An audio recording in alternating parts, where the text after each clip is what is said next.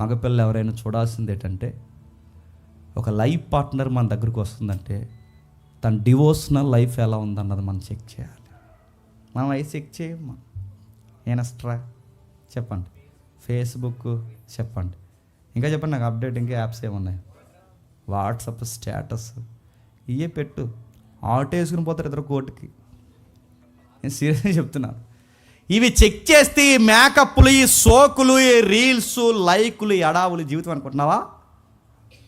ఇలా రీల్స్ చూసే చేసుకున్నాడు ఒకడు, అలా రీల్స్ చూసే చేసుకుందాన్ని. ఏం చేసాడు ఈరోజు? గర్భంతో ఉన్న పిల్లని పొడిసేసిపోయాడు ఎదవా. మీరు చూసారు లేదు? ఇవన్నీ ఏం జరుగుతాయి చెప్పండి. మీరు పై పై రంగులు చూడకండి.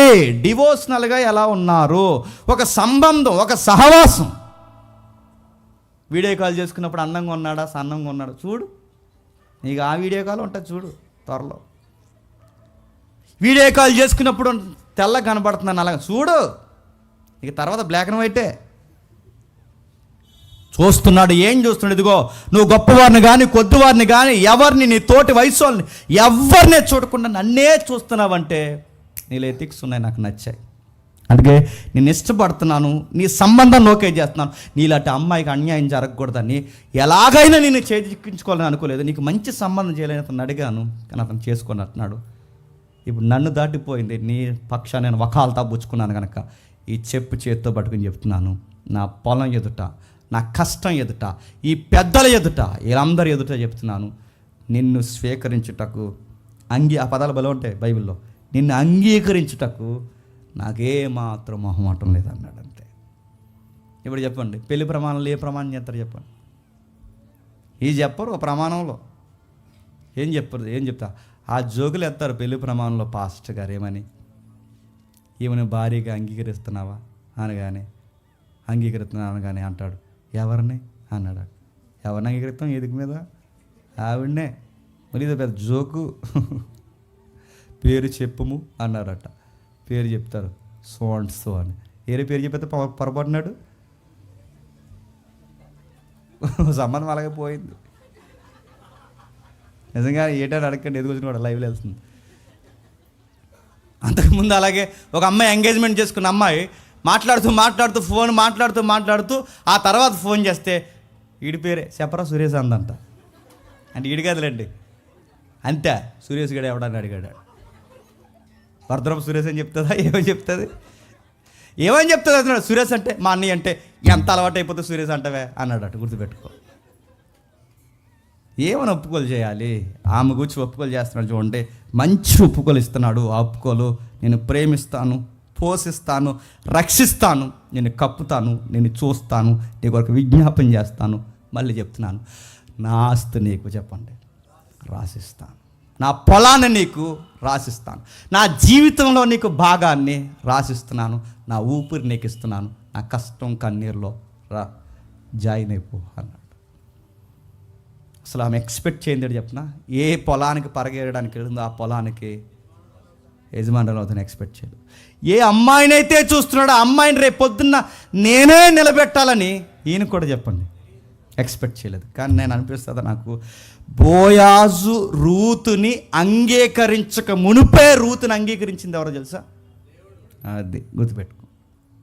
రూతుని బోయాజు అంగీకరించక మునిపే దేవుడు అంగీకరించాడు. దేవుడు అంగీకరించాడు కనుక బోయాజు అంగీకరించేలాగా దేవుడు పరిస్థితులను చెప్పండి రేపాటు అంగీకరించేలాగా చేశాడు. మనం ఏం చేస్తాం? ప్రార్థన చేస్తాం, ఎట్లాగైనా సరే ఆ సంబంధం ప్రభువా చెప్పండి ఓకే చేసే ప్రభు. ఆయన ఓకే చేస్తే ఎలాగన్నా ఓకే అవుద్ది. నువ్వు ఓకే, ఆయన ఓకే చేశాడు, ఒక్కసారి ఓకే అయిందంటే ఆయన ఎలాగైనా చేస్తాడు. కానీ నువ్వేం చేస్తావు?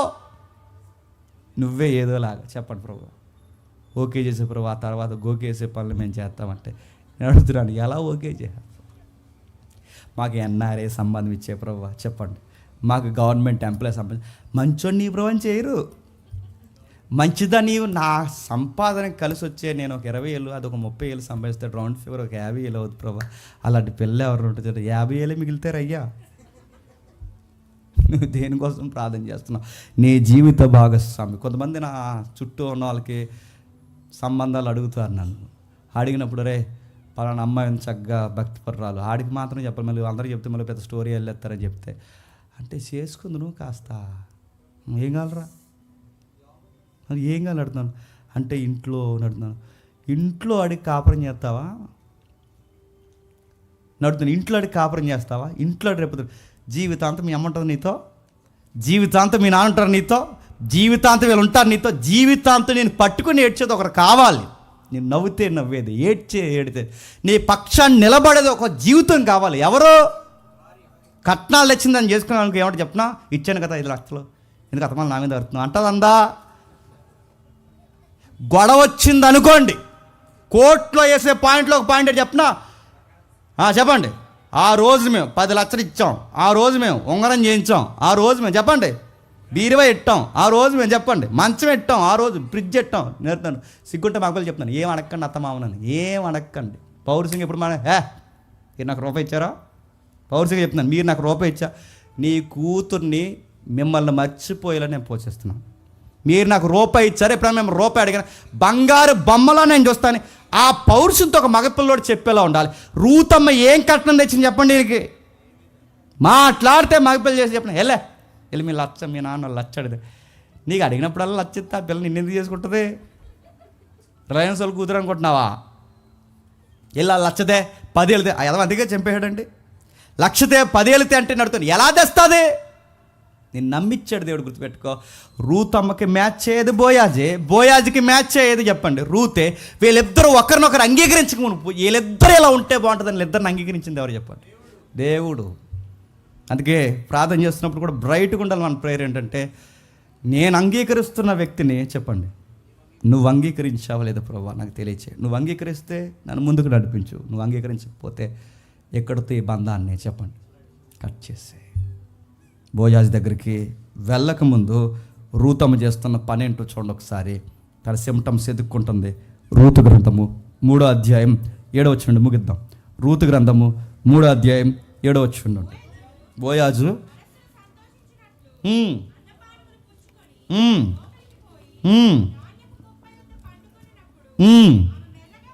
ఆమె మెల్లగా పోయి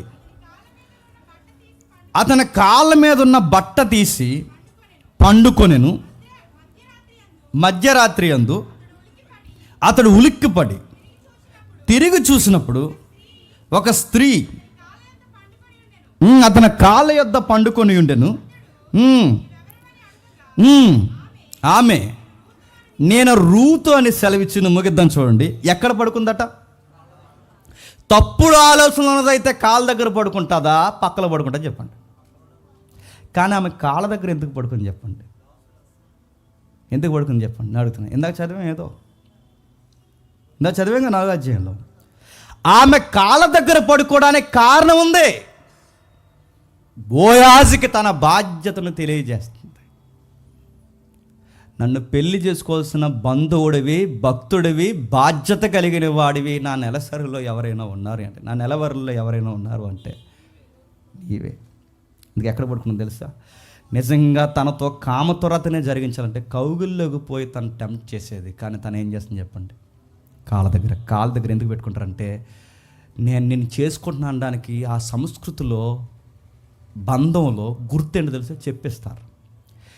ఏ చెప్పైతే నిబంధనకు గుర్తో, ఏ చెప్పైతే రేపొద్దున నేను చేసుకోవడానికి కారకమైన గుర్తో, ఆ చెప్పులు వేసుకునే కాళ్ళ దగ్గరే చెప్పండి పడుకుంది. ఏమని? ఇలా తడిమిన వెంటనే చెప్పులు వేసుకునే నా కాళ్ళ దగ్గర ఎందుకు నువ్వు పడున్నావంటే తనకి ఇండైరెక్ట్ మెసేజ్ ఇస్తుంది, ఇది నీ బాధ్యత, ఇది నీ బాధ్యత. నా అత్త చెప్పింది ఇది నీ బాధ్యత, నా బంధువు అంటే ఇది నీ బాధ్యత, మా కుటుంబ బాధ్యతను తీసుకోవాల్సిన బాధ్యత నీది. అందుకే నేను నీ భార్యగా కాదు, నీ దాసురాలుగా నీ కాళ్ళ దగ్గర పడుంటాను.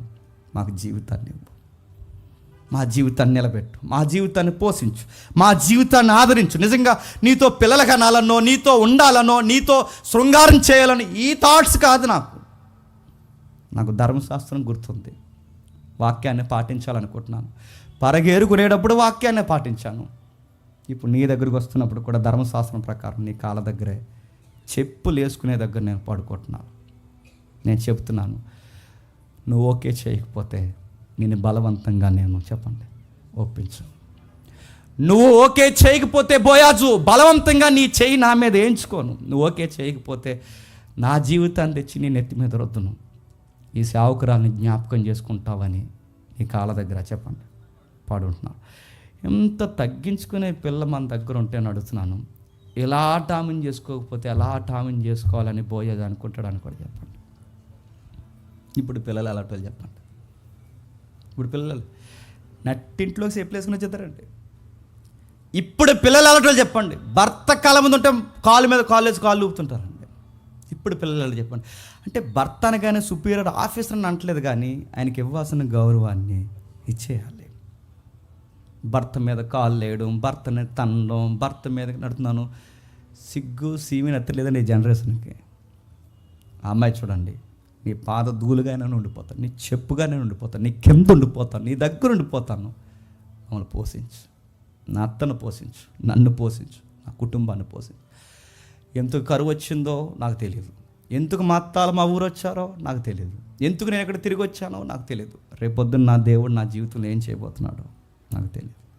నా జీవితం నలిగిపోయింది, నా జీవితం ముడత అయిపోయింది, నా జీవితం మరకలతో ఉండిపోయింది, నా జీవితం చిందరవందర అయిపోయింది.